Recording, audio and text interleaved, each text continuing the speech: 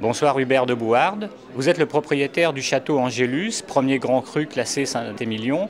Parlez-nous des vendanges du millésime 2010. Alors, je suis propriétaire avec ma famille d'Angélus, donc c'est un vrai bonheur et c'est d'autant plus un bonheur d'avoir fait, à la suite du grand millésime 2009, d'avoir fait le millésime 2010.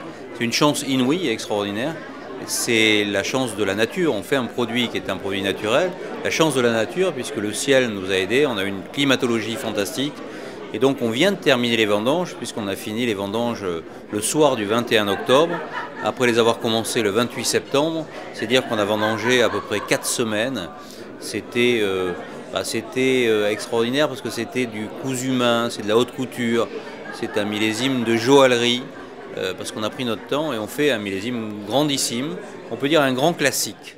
Vous remettez pour la 5e édition les 3 coups de l'Angélus. Que représente pour vous cet événement?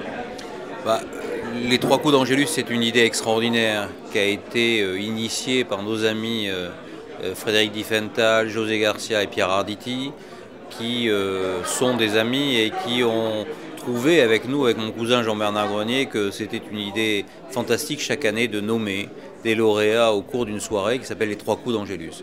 Donc la 5e édition, ça veut dire que ça fonctionne bien puisqu'on a des gens qui sont là, qui reviennent, avec une atmosphère assez particulière parce que c'est une atmosphère de convivialité, d'amitié. On voit que les gens reviennent et avec plaisir, avec bonheur.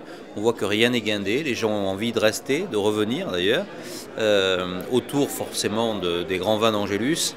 C'est un très bel événement et le fait de remettre ce soir ces prix est toujours émouvant parce que pour nous, ce choix a été dicté par plusieurs réunions qu'on a eues avec nos 3 amis comédiens.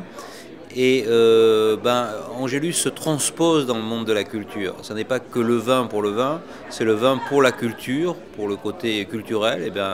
On va profiter de cette soirée pour partager avec des comédiens, des gens aussi du monde de la cuisine, des gens du monde de la photo, des architectes, ça dépend, chaque année est différente.